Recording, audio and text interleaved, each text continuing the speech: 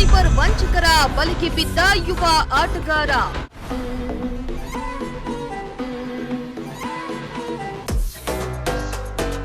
₹22,000 ತುಂಬಬೇಕು NOC ಸರ್ಟಿಫಿಕೇಟ್ಗೆ ಅಂತ ಹೇಳಿದ್ರಿ. ಮತ್ತೆ ನಾ ₹22,000 ಪೇಮೆಂಟ್ ಮಾಡ್ತೇನ್ರಿ.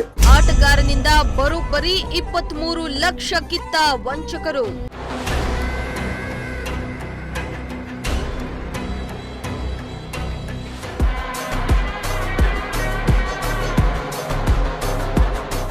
ಎಸ್ ವೀಕ್ಷಕರೇ, ಸಮಾಜದಲ್ಲಿ ಜನರು ಹಣ ಸಂಪಾದನೆಗಾಗಿ ಹಲವು ದಾರಿಗಳನ್ನ ಕಂಡುಕೊಂಡಿದ್ದಾರೆ.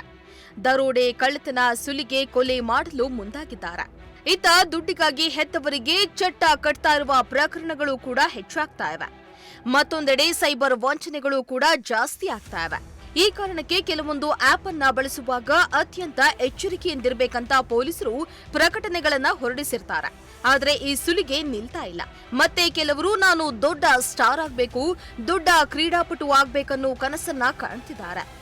ಇದೇ ಚಾನ್ಸ್ ಅನ್ನ ಬಳಸಿಕೊಂಡು ನಿಮಗೆ ಅವಕಾಶ ಕೊಡಿಸ್ತೇವೆ, ನಮ್ಗೆ ಅವ್ರ ಗೊತ್ತು ಇವ್ರ ಗೊತ್ತು ಅಂತ ಅಮಾಯಕರಿಗೆ ಗಾಳ ಹಾಕಿ ಲಕ್ಷಾಂತರ ರೂಪಾಯಿ ವಂಚಿಸುತ್ತಿದ್ದಾರೆ. ಇಂತಹದೇ ಒಂದು ಪ್ರಕರಣ ಬೆಳಗಾವಿಯಲ್ಲಿ ತಡವಾಗಿ ಬೆಳಕಿಗೆ ಬಂದಿದೆ.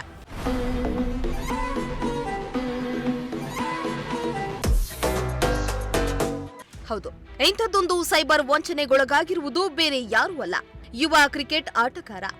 ಬೆಳಗಾವಿಯಲ್ಲಿ ವಾಸವಿದ್ದ ಯುವ ಕ್ರಿಕೆಟ್ ಆಟಗಾರ ರಾಕೇಶ್ಗೆ ಕ್ರಿಕೆಟ್ ಅಂದ್ರೆ ಎಲ್ಲಿಲ್ಲದ ಪ್ರೀತಿ. ತಾನು ಕ್ರಿಕೆಟ್ನಲ್ಲಿ ದೊಡ್ಡ ಸಾಧನೆಯನ್ನ ಮಾಡಬೇಕೆಂದು ಕನಸನ್ನ ಕಂಡಿದ್ದ. ಈ ಕಾರಣಕ್ಕೆ ಕ್ರಿಕೆಟ್ ಕೂಡ ಪ್ರಾಕ್ಟೀಸ್ ಮಾಡ್ತಾ ಇದ್ದ. ಕ್ರಿಕೆಟ್ ಆಡಲು ಹೈದರಾಬಾದ್ಗೆ ಹೋಗಿದ್ದ ರಾಕೇಶ್ ತಾನು ಕ್ರಿಕೆಟ್ ಆಡ್ತಾ ಇದ್ದದನ್ನ ರೀಲ್ಸ್ ಮಾಡಿ ಸೋಷಿಯಲ್ ಮೀಡಿಯಾದಲ್ಲಿ ಹಾಕಿದ್ದ. ಕದೀಮರು ಅದ್ಯಾಗೋ ರಾಕೇಶ್ ಬಗ್ಗೆ ತಿಳಿದುಕೊಂಡು ಸೋಷಿಯಲ್ ಮೀಡಿಯಾದಲ್ಲಿ ಫ್ರೆಂಡ್ ರಿಕ್ವೆಸ್ಟ್ ಅನ್ನ ಕಳಿಸಿದ್ರು.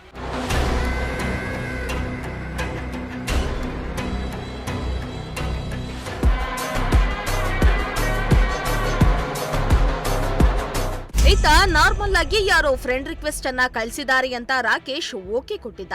ಇದಾದ ಬಳಿಕ ಶುರುವಾಯಿತು ಅಸ್ಲಿ ಕತೆ. ಹೀಗೆ ಪರಿಚಯ ಮಾಡಿಕೊಂಡ ಕದೀಮರು ಯುವ ಆಟಗಾರ ರಾಕೇಶ್ ಆತ್ಮೀಯವಾಗಿ ವರ್ತಿಸಿದ್ದಾರೆ. ಆದ್ರೆ ಕದೀಮರ ನಾಟಕ ಅರಿಯದ ರಾಕೇಶ್ ಅವರ ಮಾತುಗಳಿಗೆ ಮರಳಾಗಿದ್ದಾನೆ.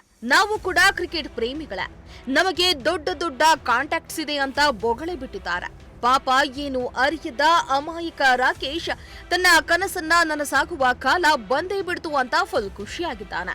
ಅವರೊಂದಿಗೆ ರಾಕೇಶ್ ಕೂಡ ಸ್ನೇಹವನ್ನ ಬೆಳೆಸಿದ್ದಾನೆ. ನಾನು ಕ್ರಿಕೆಟ್ ಆಡೋದು ಬಹಳ ಇಂಟ್ರೆಸ್ಟ್ ಇದೆ ಕ್ರಿಕೆಟ್ನಲ್ಲಿ. ಮತ್ತೆ ಮೊದಲಿಂದ ಕ್ರಿಕೆಟ್ ಆಡ್ತಿದ್ದೆ. ಅದು 10th ನಾನು ಅಕಾಡೆಮಿ ಜಾಯ್ನ್ ಆದೆ. 10th ಇಂದ ಅಕಾಡೆಮಿಯಲ್ಲಿ ಆಡಕ್ಕೆ ಸ್ಟಾರ್ಟ್ ಮಾಡಿದೆ. ಅದಾದ ನಂತರ ಬೆಂಗಳೂರಲ್ಲಿ ಟ್ರಯಲ್ಸ್ ಇದ್ದು RBCL ಇಂದ. ಅಲ್ಲಿ ಹೋಗಿ ಟ್ರಯಲ್ ಕೊಟ್ಟೆ ಅಂತ ಹೈದರಾಬಾದಲ್ಲಿ ಲೀಗ್ ಇದ್ದು T20s ಮ್ಯಾಚು ಅಲ್ಲಿ ಆಡಕ್ಕೆ ಹೋಗಿದ್ದೆ. ಅಲ್ಲಿ ಆಡಿ ಬಂದೆ. ಅದೇ ಭಾಳ ಜನ ಸೆಲೆಕ್ಟರ್ ಬಂದಿದ್ದರು. ಅದಾದ ನಂತರ ಒಂದು 3-4 ತಿಂಗಳಾದ ನಂತರ ಅಲ್ಲಿಂದ ಒಂದು ಈ ಇನ್ಸ್ಟಾಗ್ರಾಮಲ್ಲಿ ಸುಶಾಂತ್ ಶ್ರೀವಾಸ್ತವದಿಂದ ಒಂದು ಟೆಕ್ಸ್ಟ್ ಬರುತ್ತೆ. ನಾನು ಅಲ್ಲೇ ಹೈದರಾಬಾದಲ್ಲಿ ಮ್ಯಾಚ್ ನಡೆದಲ್ಲಿ ಸೆಲೆಕ್ಟರ್ ಇದ್ದೆ, ನೀ ಚೆನ್ನಾಗಿ ಆಡಿದ್ಯಾ, ನಾನು ರಾಜಸ್ಥಾನ ಪ್ರೀಮಿಯರ್ ಲೀಗಲ್ಲಿ ಆಡಿಸ್ತೀನಿ, ನಿನ್ನ ಚಾನ್ಸ್ ಕೊಡ್ತೀನಿ ಅಂತ ಹೇಳಿ ನಾವೊಂದು ಫಾರ್ಮ್ ಕಳಿಸ್ತೀನಿ. ಅದಕ್ಕೆ ₹2,000 ಪೇಮೆಂಟ್ ಮಾಡಂತ ಇದ್ರಿ. ನಾ ₹2,000 ಪೇಮೆಂಟ್ ಮಾಡ್ತೇನೆ ರೀ ಅಂತ ಫಾರ್ಮು ಎಲ್ಲ ಕಡೆ ಕೇಳ್ಕೊಂಡ ನಂತರ ಕರೆಕ್ಟ್ ಇದೆ ಅಂತಲೇ ಪೇಮೆಂಟ್ ಮಾಡ್ತೇನೆ. ಅದಾದ ನಂತರ ₹22,000 ತುಂಬಬೇಕು NOC ಸರ್ಟಿಫಿಕೇಟ್ಗೆ ಅಂತ ಹೇಳಿದ್ರಿ. ಮತ್ತೆ ನಾ ₹22,000 ಪೇಮೆಂಟ್ ಮಾಡ್ತೇನೆ ರೀ ಅಂತ NCS ಸರ್ಟಿಫಿಕೇಟ್ ಅಂತ ಹೇಳಿದ್ರಿ. ಅದಕ್ಕೆ $35,000 ತನ ಅಂತ ಹೇಳಿದ್ರಿ. ಅದು ಪೇಮೆಂಟ್ ಮಾಡ್ತೀನಿ ರೀ.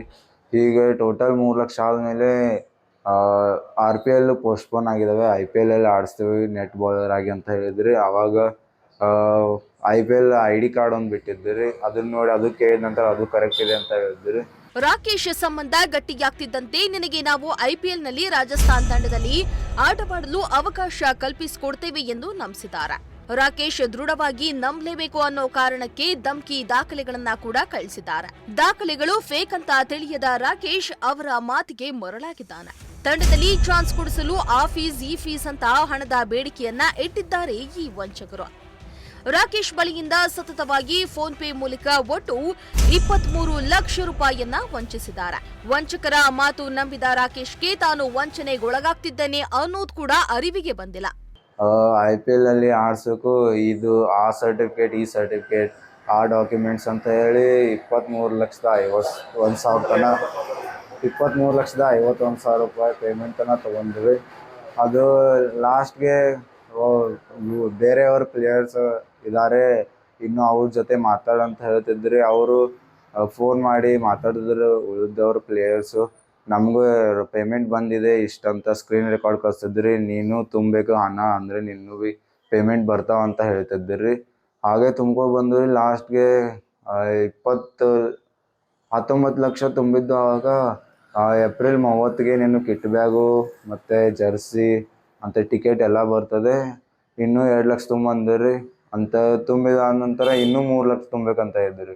ಆವಾಗ ನಮಗೆಲ್ಲ ಫೇಕ್ ಇದೆ ಅಂತ ಗೊತ್ತಾಯ್ತು. ನೀವು ಹೀಗೆ ಮುಂದೆ ಹಾಕ್ಕೊಂಡು ಹೊಂಟಿದ್ದೀರಿ. IPL ಸೆಕೆಂಡ್ ಲೆಗ್ಗು ಎಂಡ್ ಆಗ್ಬತ್ತು ಮತ್ತು ಇನ್ನೂ ಏನು ಡಾಕ್ಯುಮೆಂಟ್ ಬರಲ್ಲ, ಮತ್ತು ಏಪ್ರಿಲ್ 30 ಕಿಟ್ ಬ್ಯಾಗ್ ಬರ್ತದೆ, ಜರ್ಸಿ ಬರ್ತದೆ ಅಂದಿರಿ, ಏನೂ ಬರಲಿಲ್ಲ. ನಾವೇನು 3 ಲಕ್ಷ ತುಂಬಲ್ಲ ಅಂತ ಹೇಳಿದಾಗ ಅವ್ರು ಏನೋ ಒಂದು ಫೇಕ್ ಡೀಟೇಲ್ ಕೊಟ್ಟು, ಅಂದರೆ ಹಂಗೆ ಆಕ್ಸಿಡೆಂಟ್ ಆಗಿದೆ, ಇದಾಗಿದೆ ಅಂತ ಫೋನ್ ಆಫ್ ಮಾಡೋದು. ಮತ್ತು ಅಸೋಸಿಯೇಷನ್ ಅಂತ ಇಮೇಲ್ ಬರ್ತಿತ್ತು, ಅದು ಆಫ್ ಆಗಿ ವಾಟ್ಸಪ್ಪಿಂದ ಮಾಡ್ತಿದ್ರು. ಅದು ವಾಟ್ಸಪ್ದಿಂದನೂ ಆಫ್ ಮಾಡಿದರು. ನಾವು ಯಾವಾಗ ಪೇಮೆಂಟ್ ಮಾಡಲ್ಲ ಅಂದವಾಗ ಅಂತ. ಒಬ್ಬರು ಬೇರೆ ಹೆಸರು ಹುಡುಗನ ಪ್ಲೇಯರ್ ಹೆಸರು ಹೇಳಿ ಇನ್ನೊಂದು ನಂಬರ್ ಇದೆ ಅವ್ರದ್ದೇ, ಅದರಿಂದ ಈಗೂ ಕೂಡ ಟೆಕ್ಸ್ಟ್ ಮಾಡ್ತಾರೆ, ಇನ್ನು ಅಮೌಂಟ್ ಬರ್ತವೆ ಮೇ 28 ತನ ಅಂತ ಹೀಗೆಲ್ಲ. ಕಂಪ್ಲೇಂಟ್ ಮಾಡಿದ್ದೇವೆ. ಬೆಳಗಾವಿಗೆ ಹೋಗಿ ಅಲ್ಲಿ ಸೈಬರ್ಗೆ ಮಾಡಿದ್ವಿ, ಕಂಪ್ಲೇಂಟ್ ಮಾಡಿ. ಹೀಗೆ ಫೋಟೋದಲ್ಲಿ ಕಾಣ್ತಾ ಇರುವ ಸೈಬರ್ ವಂಚಕರೇ ರಾಕೇಶ್ ಬಳಿ 23 ಲಕ್ಷ ಕಿತ್ತಿರುವ ವಂಚಕರು. ರಾಕೇಶ್ಗೆ ಪರಿಚಯವಾಗಿ ಬರೋಬ್ಬರಿ 23 ಲಕ್ಷ ಹಣವನ್ನ ದೋಚಿದವರು. ರಾಕೇಶ್ ತಾನು ವಂಚನೆಗೆ ಒಳಗಾಗ್ತಿದ್ದೇನೆ ಎಂದು ತಿಳಿದೊಡನೆ ಬೆಳಗಾವಿ ಸಿಇಎನ್ ಠಾಣೆ ಪೊಲೀಸರಿಗೆ ದೂರನ್ನ ಸಲ್ಲಿಸಿದ್ದಾನೆ. ಸೈಬರ್ ಪ್ರಕರಣ ದಾಖಲಿಸಿಕೊಂಡು ದಾಖಲೆಯನ್ನ ಪರಿಶೀಲಿಸಿ ಖತರ್ನಾಕ್ ಕಳ್ಳರಿಗೆ ಬಲೆ ಬೀಸಿದ್ರು. ರಾಕೇಶ್ಗೆ ಯಾಮಾರಿಸಿ ಹಣ ಪೀಕಿದ್ದ ಇಬ್ಬರು ಸೈಬರ್ ವಂಚಕರನ್ನ ಬಂಧಿಸುವಲ್ಲಿ ಪೊಲೀಸರು ಯಶಸ್ವಿಯಾಗಿದ್ದಾರೆ. ಉತ್ತರ ಪ್ರದೇಶದ ಸುಲ್ತಾನ್ಪುರಕ್ಕೆ ತೆರಳಿದ ಪೊಲೀಸರು ಆರೋಪಿ ಸುಸಂಜನ್ ಮತ್ತು ದಿವಾಕರನ್ನ ಬಂಧಿಸಿ ಕರೆತಂದು ಬೆಳಗಾವಿ ಕೋರ್ಟಿಗೆ ಹಾಜರುಪಡಿಸಿ ಹಿಂಡಲಗ ಜೈಲಿಗೆ ಆರೋಪಿಗಳನ್ನ ಶಿಫ್ಟ್ ಮಾಡಿದ್ದಾರೆ.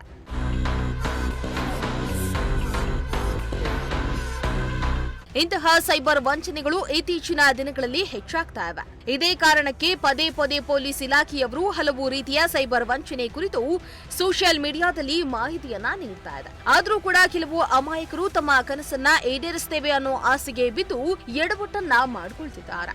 ಅದರಲ್ಲೂ ಗೃಹಿಣಿಯರನ್ನ ಟಾರ್ಗೆಟ್ ಮಾಡಿ ವಂಚನೆ ಮಾಡ್ತಾ ಇರೋ ಪ್ರಕರಣಗಳು ಕೂಡ ದಾಖಲಾಗ್ತಾ ಇವೆ. ಮುಂದಾದ್ರೂ ಇಂತಹ ಸೈಬರ್ ವಂಚಕರ ಜಾಲದ ಕುರಿತಾಗಿ ಪ್ರತಿಯೊಬ್ಬರು ಎಚ್ಚೆತ್ತುಕೊಳ್ಳುವುದು ಸೂಕ್ತ. Bureau report, Prajashakti TV.